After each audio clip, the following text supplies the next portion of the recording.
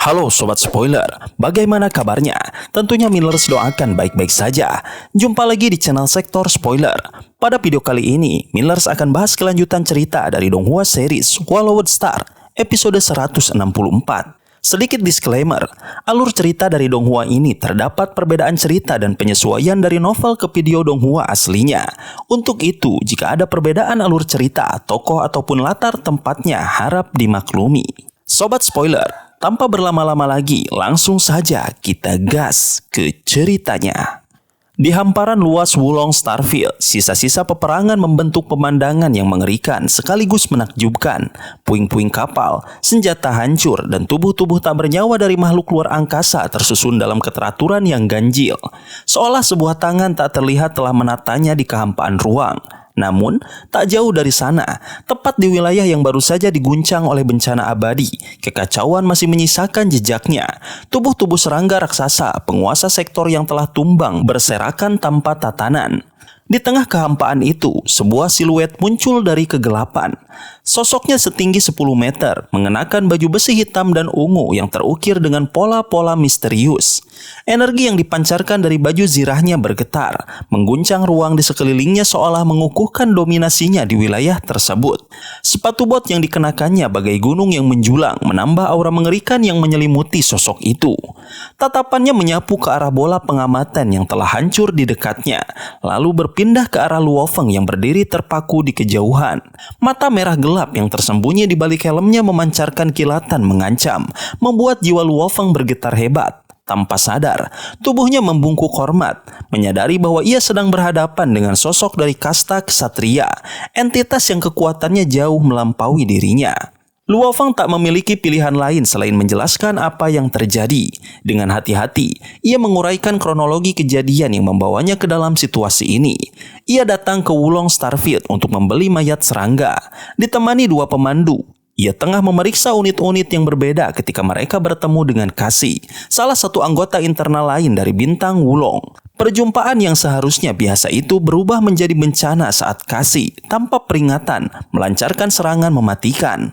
Dalam sekejap, kedua pemandu Luo Feng tewas, sementara ia sendiri nyaris mengalami nasib yang sama. Namun, Luo Feng bukanlah target yang mudah. Sebagai penguasa domain yang telah ditempa oleh pengalaman dan pertempuran, ia memiliki langkah-langkah perlindungan. Dengan cepat, ia mengerahkan 10 penguasa sektor yang selalu dibawanya serta tanaman anggur kontak awan untuk bertempur melawan Cassie. Tampaknya Cassie dapat dikalahkan, tetapi sebelum ajal menjemputnya, ia melepaskan sesuatu yang lebih mengerikan, api abadi yang mengamuk tanpa kendali. Nyala api itu bukan sekedar ledakan biasa. Dengan kekuatan yang menyerupai kehancuran diri seorang makhluk abadi, api itu menghabisi Cassie sendiri sebelum mulai memburu para penjaga Luo Feng. Namun, Luo Feng telah bersiap. Dengan menggunakan kristal asal Dewa Api, salah satu senjata paling canggih dan mematikan buatan ras otomat, ia berhasil menciptakan ledakan yang cukup kuat untuk menghapus jejaknya. Saat kehancuran terjadi, Luo Feng telah berada puluhan ribu kilometer jauhnya, menyelamatkan diri dari ancaman yang nyaris merenggut nyawanya. Kesatria yang mendengarkan penjelasan itu tetap diam, hanya mencatat setiap detail dalam pikirannya. Luo Feng tahu bahwa situasi ini masih jauh dari selesai. Jejak kehancuran yang ditinggalkan api abadi akan sulit disembunyikan, dan tanpa saksi hidup yang tersisa, setiap perkataannya harus cukup meyakinkan untuk tidak menimbulkan kecurigaan lebih lanjut. Akhirnya, kesatria itu angkat bicara dengan suara yang menggema dalam pikiran Luo Feng. Ia menyatakan bahwa seluruh peristiwa ini telah dicatat dan akan diteruskan ke sistem keamanan Wulong Starfield. Namun, keputusan akhir tidak berada di tangannya. 5 kaisar tingkat kematian lainnya akan meninjau kasus ini sebelum mengambil keputusan. Tepat pada saat itu, sebuah riak ruang muncul di kejauhan. Dalam sekejap, sebuah kapal alam semesta menjelma dari kehampaan. Itu adalah kapal Kaisar Longjue. Pintu kabin terbuka dan 2 sosok melesat keluar, Kaisar Longjue sendiri dan Dilan, yang segera menghampiri Luo Feng dengan ekspresi khawatir. Meskipun Luo Feng telah selamat, permasalahan belum usai. Kehilangan lebih dari 1.000 unit mayat serangga tuan sektor bukanlah perkara kecil. Dalam wilayah yang begitu ketat keamanannya, insiden semacam ini akan memicu penyelidikan besar-besaran. Kaisar Longjue menyadari bahwa meskipun Luo Feng mengklaim telah diserang, tidak ada bukti yang cukup untuk mendukung pernyataannya. Semua saksi telah lenyap, baik pemandu maupun Kasi sendiri. Tanpa bukti yang cukup, Luo Feng mungkin menghadapi masalah yang jauh lebih besar di masa depan. Kini, ia hanya bisa menunggu, berharap bahwa alibi yang telah disusunnya cukup kuat untuk membebaskannya dari kecurigaan. Namun, di dalam hati ia tahu bahwa pertarungan sejati baru saja dimulai. Sementara itu Dylan, dengan amarah yang membara, menyalahkan manajemen internal yang dianggapnya tidak berguna. Kejadian itu hampir merenggut nyawa yang mulia Luo Feng. Meskipun ia beruntung dapat bertahan, namun selamatnya yang mulia justru menghadirkan masalah baru yang lebih besar. Kaisar Longjue dengan wajah serius mengakui bahwa insiden ini bukan kesalahan sepenuhnya dari pihaknya. Dylan, yang awalnya mengemban tugas untuk melindungi Luo Feng, merasa bersalah karena terlalu mempercayai keamanan Wulong Starfield. Ia hanya meninggalkan Luo Feng sebentar, namun dalam waktu singkat itu, musuh telah menyerang dengan brutal. Grandmaster telah mempercayakan tugas ini kepadanya, tetapi ia gagal menjalankannya dengan sempurna. Di sisi lain, Kaisar Longjue berusaha menenangkan situasi. Ia menyatakan bahwa meskipun dirinya berpihak kepada Luo Feng, keputusan akhir tetap berada di tangan 5 manajer yang memimpin wilayah tersebut. Di antara 5 manajer yang memiliki otoritas, tidak semua bisa dipercaya. Kompetisi yang ketat di antara mereka membuat kepercayaan menjadi sesuatu yang langka. Dari keempat manajer lainnya, Kaisar Yanzu adalah yang paling harus diwaspadai. Berasal dari dojo kapak besar, sosok ini memiliki latar belakang yang mengerikan dan dikenal sebagai yang paling brutal di antara mereka. Beberapa saat kemudian, langit ruang angkasa mulai beriak, menandakan kedatangan kapal-kapal lain. 4 kapal besar dengan teknologi tertinggi muncul dalam hitungan detik. Dari pintu-pintu kabin yang terbuka, puluhan sosok muncul, termasuk para prajurit abadi yang jarang terlihat di tempat ini. 4 manajer memimpin pasukan mereka masing-masing. Di antara mereka, seorang pria berwajah luar biasa tampan menarik perhatian semua orang.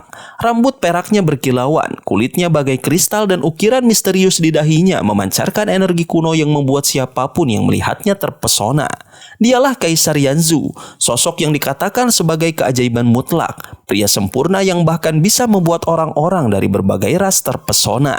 Kaisar Longjue kemudian memperkenalkan para manajer lainnya, Kaisar Danian dari Bank Pertama Alam Semesta, Kaisar Cheng Yu dari Bank Galaksi, dan Kaisar Yinge dari Aliansi Tentara Bayaran Alam Semesta.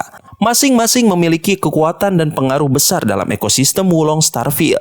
Meskipun mereka saling bersaing, dalam situasi seperti ini, mereka harus bekerja sama untuk mencari kebenaran di balik serangan yang terjadi.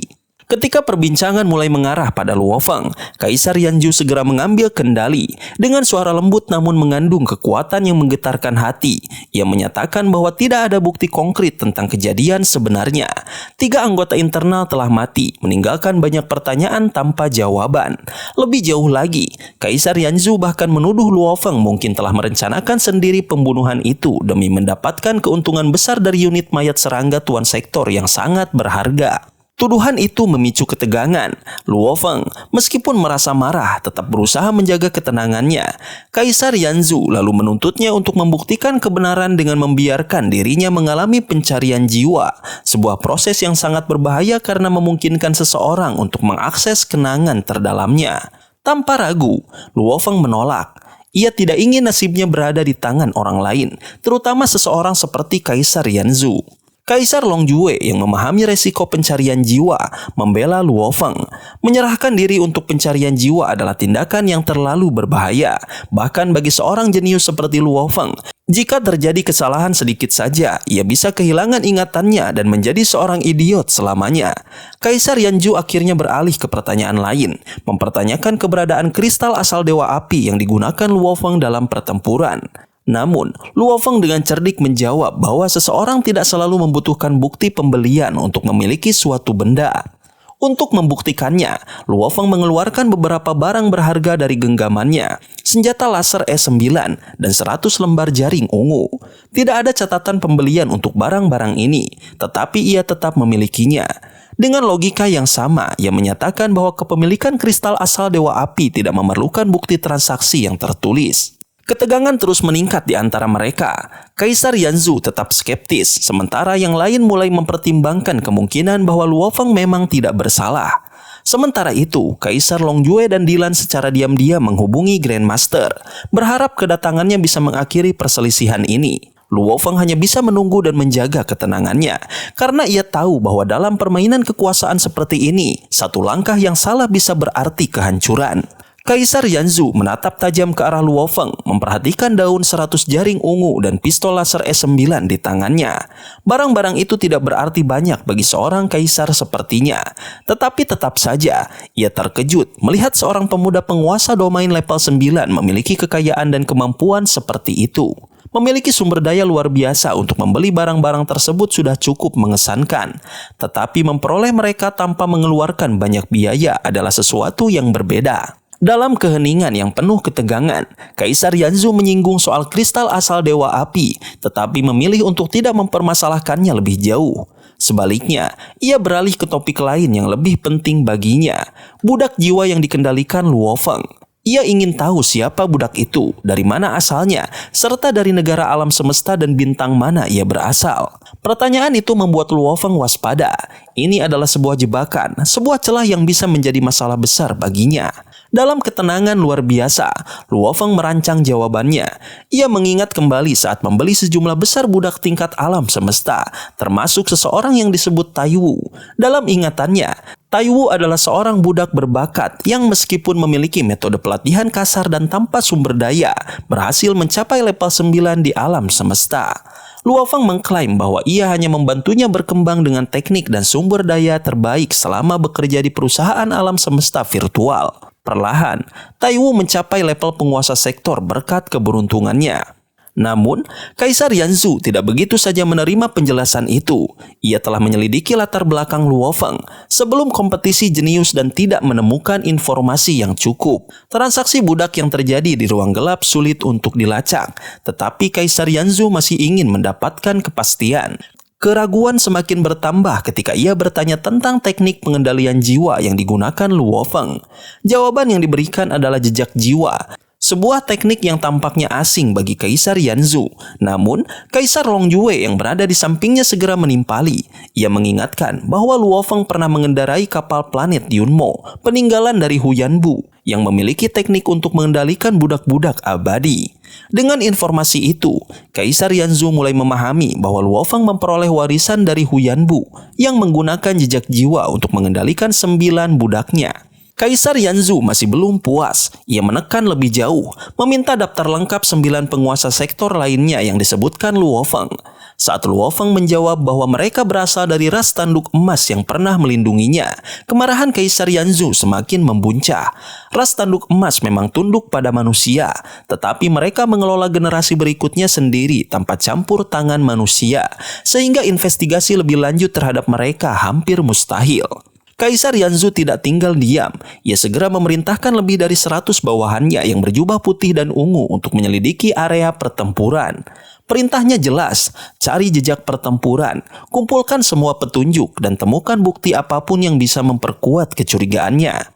Di tengah investigasi ini, sebuah rencana terselubung dijalankan. Kaisar Yanzhu secara diam-diam memerintahkan salah satu bawahannya yang berjubah ungu untuk menempatkan pecahan senjata api abadi di lokasi pertempuran, menciptakan ilusi bahwa senjata itu adalah bukti keterlibatan Luo Feng dalam sesuatu yang mencurigakan. Tak lama kemudian, para penyelidik kembali dengan berbagai barang temuan. Di antara barang-barang itu, Kaisar Yanzhu menunjuk pecahan senjata dengan ukiran hukum api, mengklaim bahwa itu adalah milik seorang abadi api. Dengan nada mencurigakan, ia berspekulasi bahwa ledakan yang terjadi bukan karena kristal asal Dewa Api, melainkan serangan dari api yang tidak mati. Luo Feng menghadapi tuduhan ini dengan tenang. Ia menjelaskan bahwa dalam pertempuran besar, dunia internal para penguasa sektor yang gugur runtuh, menyebabkan banyak barang tersebar kemana-mana. Namun, Kaisar Yanzhu tetap tidak puas. Ia menuduh Luo Feng berbohong, menyatakan bahwa semua jawabannya tidak dapat diverifikasi. Dalam puncak ketegangan, Kaisar Yanzhu akhirnya mengeluarkan keputusan drastis. Ia memerintahkan agar Luo Feng dikirim ke neraka bintang pertama, sebuah penjara yang dikenal sebagai tempat tahanan paling ketat dalam sejarah umat manusia. Perintah itu mengejutkan banyak orang, termasuk Kaisar Longjue dan para pengamat lainnya. Luo Feng tidak tinggal diam. Ia dengan penuh kemarahan membalas bahwa ia datang ke Starville Wulong untuk memberi barang, tetapi justru menjadi target serangan. Ia bahkan menyebut bahwa perlindungan yang diberikan sangat buruk, hampir membuatnya kehilangan nyawa, dan kini ia malah dituduh tanpa alasan yang jelas. Di tengah kemarahannya, Luo Feng menyebut beberapa nama yang membuat Kaisar Yanzhu terdiam. 9 kaisar pedang dan pemimpin istana Tianxi. Kedua figur ini adalah legenda hidup yang bahkan Kaisar Yanzhu sendiri tidak ingin berhadapan langsung dengan mereka. Dengan ketenangan yang mulai terguncang, Kaisar Yanzhu memilih untuk tidak mengambil resiko lebih jauh. Namun, ia tetap bersikeras untuk menahan Luo Feng, meskipun hanya dalam tahanan rumah di Istana Gerimis. Dengan demikian, Luo Feng dibawa ke sana oleh 2 mayat hidup. Sementara Kaisar Yanzhu dan bawahannya tetap dalam ketegangan, menyadari bahwa mereka baru saja menyulut api yang lebih besar daripada yang mereka duga. Istana Gerimis yang awalnya hanya sebuah aula untuk berlatih, perlahan berubah menjadi tempat yang lebih sering digunakan sebagai penjara. Bangunannya menjulang setinggi 100 meter dengan panjang dan lebar mencapai beberapa ratus meter. Di dalamnya hanya ada kekosongan yang sunyi dan hampa. Di tengah keheningan itu, Luo Feng duduk bersila, matanya terpejam, pikirannya terfokus pada aliran energi yang mengitari tubuhnya. Namun, pikirannya terganggu oleh suara energi abadi Dilan yang menembus aula, menyampaikan pesan bahwa Kaisar Yanzhu telah bertindak di luar batas, berusaha mencari masalah dengannya. Dilan meyakinkan bahwa masalah ini akan segera diselesaikan. Namun, Luo Feng hanya tersenyum tenang. Baginya, ini hanyalah kemunduran kecil yang tidak berarti apa-apa. Tiba-tiba, komunikator di pergelangan tangannya bergetar, menandakan panggilan masuk. Saat Luo Feng melihat identitas pemanggil, hatinya sedikit bergetar. Gurunya yang memanggil. Tanpa ragu, kesadarannya segera tersambung ke alam semesta virtual, membawanya ke Gunung Yuxiang, wilayah primal tempat pilanya berada. Di dalam aula megah, Kaisar Truyan yang berlapis baja emas sudah menunggu. Luo Feng segera datang dan menunjukkan rasa hormatnya. Kaisar Truyan dengan tatapan tajam namun penuh kebijaksanaan, meminta muridnya untuk duduk dan mulai membahas situasi yang sedang terjadi. Ia telah memeriksa catatan mengenai Wulong Starville dan mengonfirmasi bahwa semua yang dikatakan Luo Feng benar. Serangan yang dialaminya memang nyata dan api yang membara setelahnya bukanlah kebohongan. Meski demikian, ada beberapa hal yang tidak diungkapkannya secara mendetail, tetapi inti dari ceritanya tetap benar. Kaisar Truyan yang telah hidup selama triliunan tahun memahami bahwa setiap jenius yang bertahan di alam semesta luas pasti memiliki rahasia mereka sendiri. Ia tidak berusaha menggali lebih dalam, hanya ingin memastikan bahwa apa yang dilakukan Luo Feng tidak berlebihan. Dalam diskusi itu, Kaisar Truyan menjelaskan tentang kekuatan pemimpin istana Tianxi, sosok yang telah memerintah selama triliunan tahun. Bahkan dibandingkan dengan kesatria lain, kekuatannya jauh lebih tinggi, menjadi salah satu eselon tertinggi di perusahaan alam semesta virtual. Mendengar ini, Luo Feng semakin memahami betapa berpengaruhnya sosok tersebut. Namun, rasa penasaran membuncah di benaknya. Mengapa Kaisar Yanzhu begitu menargetkannya? Ia belum pernah bertemu dengannya sebelumnya. Kaisar Truyan menjelaskan bahwa ini adalah akibat dari konflik lama. Yanzhu bukanlah seorang jenius sejati, tetapi seorang yang mendapatkan segalanya berkat ayahnya, Kaisar Sihuo, seorang tokoh luar biasa dari dojo kapak besar. Dengan segala sumber daya tak terbatas yang diberikan kepadanya, Yanzhu tetaplah individu yang biasa saja.